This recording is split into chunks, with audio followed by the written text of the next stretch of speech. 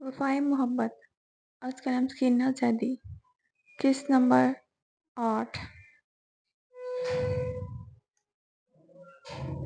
माहीन को जब होश आया तो सर भारी होता महसूस हुआ। वो बेड पर लेटे हुए सर पर हाथ रख के कमरे का जायजा ले रही थी। हाल नमा कमरा था, खूबसूरत सा फर्नीचर, सब चीजें अपनी मिसाल आप थी। कमरा चीजों से किसी शहजादे का लग रहा था। जब महीन को याद आया तो फौरी बेड से उतरी और दरवाजे की तरफ भागी। खोलो, कोई है, खोलो। जब बाहर से कोई आवाज नहीं आई तो महीन सोफे पर बैठकर रोने लगी। मैं क्या करूं, मुझे पता भी नहीं है मैं कहाँ हूँ और कौन है ये लोग, मुझे क्यों लाए हैं। माहीन रोते हुए सोच ही रही थी कि दरवाजा खुलने की आवाज आई और कदमों की भी। आप कदम महीन के बिल्कुल सामने आकर रुक गए। महीन ने नजरें उठाकर देखा तो मैं महीन बेयकीनी और हैरत के मारे सामने मौजूद वजूद को देख रही थी और उठ खड़ी हुई। हाँ, मैं जंगली शेरनी। हैदर ने मुस्कुराते हुए महीन को देखा। तुम्हें मुझे यहाँ क्यों लाए हो? महीन पीछे को होती हुई बोली। बिरयानी बनाने, हैदर संजीदगी से बोला। महीन को हैदर की दिमागी हालत पर शुबा हुआ। ओ कम ऑन, थोड़ी सी देर के बाद पता चल जाएगा तो तुम यहाँ क्यों आई हो। बस थोड़ा इंतजार करो, हैदर महीन को देखते हुए बोला और सोफे पर बैठ गया। देखो, मैं तुम्हारा क्या बिगाड़ा है, मुझे जाने दो, महीन ने घबराहट से कहा। हाँ, वाकई तुमने कुछ नहीं बिगाड़ा, हैदर का कहकर कमरे में गूंजा। इतने में कमरे में हरम और ऐमन भी आई। भाई, ये ले जो चीजें आपने मंगवाई थी। हैदर हरम को शॉपर देते हुए बोली। हम ठीक है, आधे घंटे में इसको तैयार करो।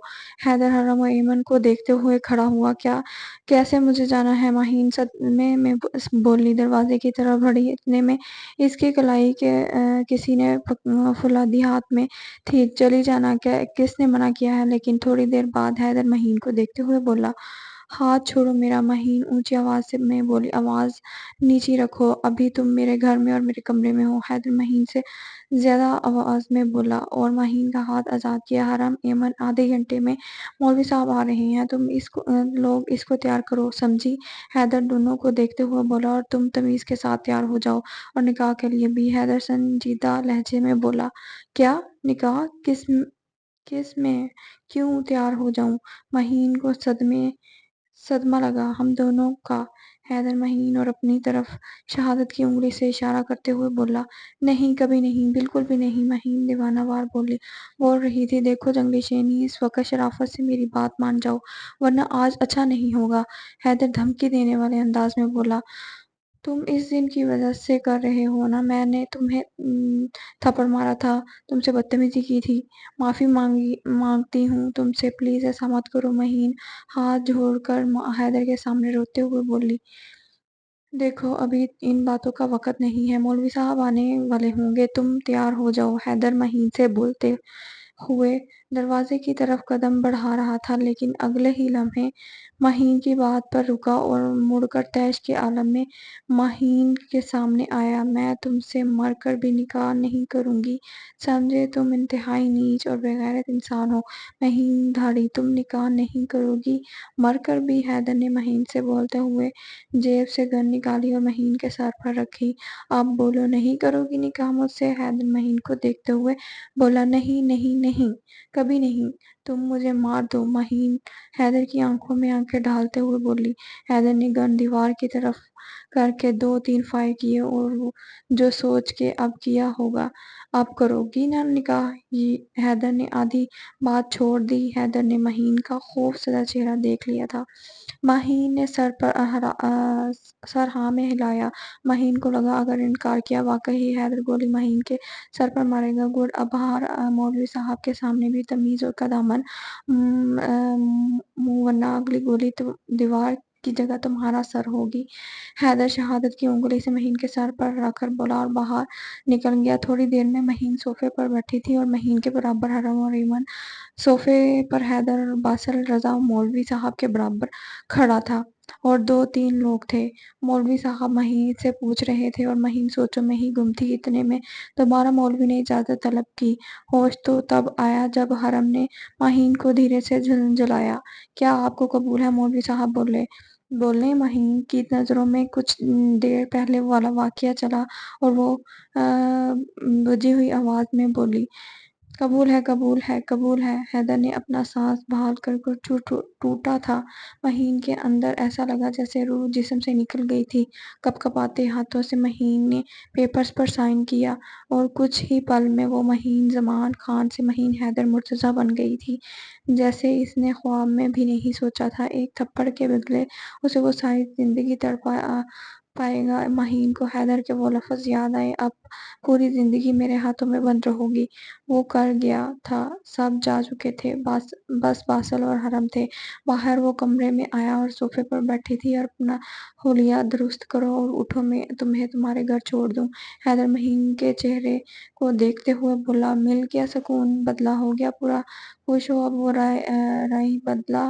ہاں ہاں ہاں، حیدر کا قہقہ بے ساختہ تھا، امید نہیں تھی اس الفاظ کی تم سے، تم انتہائی گھٹیا انسان ہو۔ مہین حیدر کا گریبان پکڑتے ہوئے بولی، یہ غلطی آج تو کر لی ہے لیکن دوبارہ کبھی یہ غلطی مت کرنا۔ حیدر مہین کا ہاتھ اپنے گریبان سے ہٹاتے ہوئے، نفرت کرتی ہوں میں تم سے، سنا ہے تم نے، میں نفرت کرتی ہوں تم سے۔ مہین چیختی ہوئی دھاڑی، جس سے نفرت کی جائے ان سے محبت کمال کی ہوتی ہے۔ حیدر نرم لہجے میں مہین کا ہاتھ پکڑتے ہوئے، چھوڑو میرا ہاتھ جنگلی مہین رائی، چلو جلدی کرو، تمہارا گھر چھوڑ آؤں اور بھی کام ہے مجھے۔ حیدر جتانے والے انداز میں بولا۔ مہین نے اپنے اوپر چادر ڈالی اور دروازے سے نکل گئی پیچھے۔ حیدر بھی کمرے سے نکل کر گاڑی میں آ گیا۔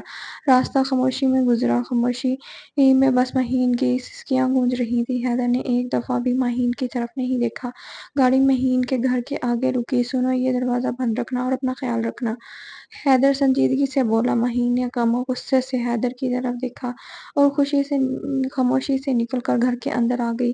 حیدر نے گاڑی زور سے آگے بڑھا دی۔ یا اللہ، یہ کیا ہو گیا ہے؟ میں نے کبھی ایسا نہیں سوچا تھا، جس شخص کو کبھی خواب میں بھی نہیں سوچا، وہ اب میرا شوہر ہو گیا ہے۔ میں کبھی کسی کے ساتھ برا نہیں کیا ہے، تو پھر میرے ساتھ ایسا کیوں ہوتا ہے؟ پہلے ماما چلی گئی، پھر سجل تو میرے لیے میری روح کی طرح تھی، اور اب وہ بھی نہیں۔ مجھے سمجھ نہیں آ رہا میں اپنا حال کس کو بتاؤں، تیرا نام بتاؤں کس کو، یہ حال سناؤں کس کو؟ بابا کو بتا نہیں سکتی، ان کی طبیعت پہلے ہی ٹھیک نہیں، اوپر سے وہ ملک سے باہر ہیں۔ سجل بھی نہیں، ماما بھی نہیں۔ ماما، میں بہت اکیلی ہو گئی ہوں، کوئی نہیں جو میرا حال جانے، میں کیا کروں؟ اچھا ہوتا جو حیدر مجھے گولی مار دیتا، کیوں ڈر گئی میں؟ مر جانا چاہیے تھا مجھے۔ اللہ، میں نے تجھ کو حاضر ناظر کر جان کر نکاح کیا ہے، تم پر بھروسہ کر کے اب بس تجھ پر چھوڑا۔ اور ایک سکون کا لہر مہین کے اندر دوڑی اور روتے روتے پتہ نہیں کب نیند کی والیوں میں کھو گئی۔ حیدر، کیا تجھے لگتا ہے تو نے ٹھیک کیا ہے مہین کے ساتھ؟ باسل سنجیدگی سے مستقبل کے بارے میں سوچتے ہوئے یوں بولا۔ حرم یار، چائے وہی بنا دو، بہت تھکن ہو رہی ہے۔ حیدر معصوم سے شکل بنا کر اپنی بیوی سے بول، اب میری بہن کو تنگ مت کر۔ باسل ایک آنکھ دبا کر شرارت سے بولا، ہاں ہاں ہاں، ہنسنا تھا کیا جاہل انسان؟ حیدر جل کر بولا، اچھا چل، نکاح کی ٹریٹ ہی دے دے جگر۔ باسل مسکرا کر بولا، ادھر آؤ، دیتا ہوں ٹریٹ تجھے۔ حیدر جھٹ سے باسل کی گردن کو دبوچ کر بولا۔ حرم ہنستے ہوئے کچن میں چلی گئی تھی۔ چھوڑ کمینے، ٹوٹ جائے گی میری خوبصورت سی گردن۔ باسل حیدر کو، خوبصورت گردن تو دیکھ۔ حیدر ہنستے ہوئے بولا، مجھے یقین ہے میری بھابھی میرے بھی سارے بدلے لے گی تجھ سے کمینے۔ باسل کالر صحیح کرتے ہوئے بولا۔ حیدر بس تلخی سے مسکرایا، کیسے تم لوگوں کی نظر سے وہ غائب ہو گئی، اندھے ہو گئے ہو تم لوگ فیض و تیش میں دھڑا۔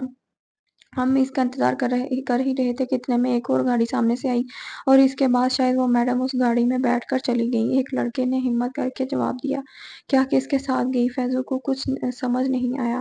پتہ نہیں صاحب، وہ صرف فیضو کی ہے بس، لگتا ہے اب آمنا سامنا ہونا پڑے گا۔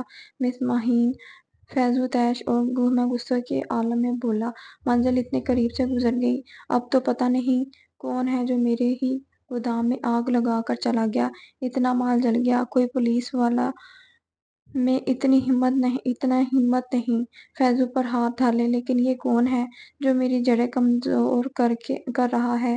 کہیں کوئی دشمن تو نہیں؟ اف، کچھ سمجھ نہیں آ رہا۔ اوپر سے یہ مہین میرے حواسوں پر سوار ہے۔ آج اچھا بھلا آ جاتی میرے پاس، لیکن پتہ نہیں کس کے ساتھ چلی گئی ہے۔ سمجھ نہیں آ رہا کیا کروں، تم سے تو میں مل کر ہی رہوں گا۔ مہین بی بی فیضو شیطانی مسکراہٹ سجائے بولا۔ کس نمبر 8 وفائے محبت۔ امید ہے آپ لوگوں کو پسند آئی ہوگی۔